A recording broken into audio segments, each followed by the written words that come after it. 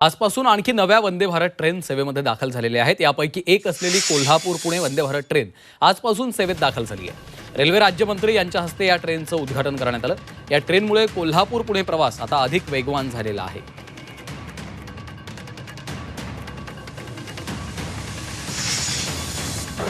देशाचे प्रधानमंत्री माननीय नरेंद्र मोदीजींनी महाराष्ट्राला 3 वंदे भारत ट्रेनची भेट दिली आहे।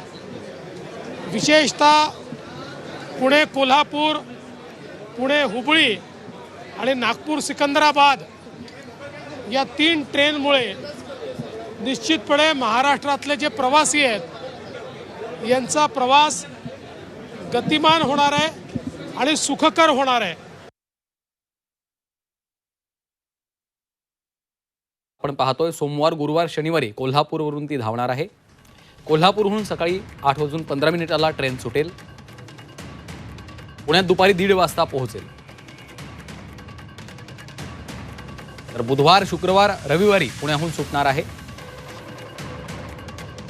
पुण्याहून दुपारी 2:15 ट्रेन निघणार आहे।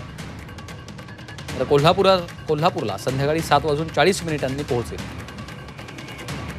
थांबे मिरज, सांगली, किर्लोस्कर वाडी, कराड, सातारा इथं ट्रेन थांबेल।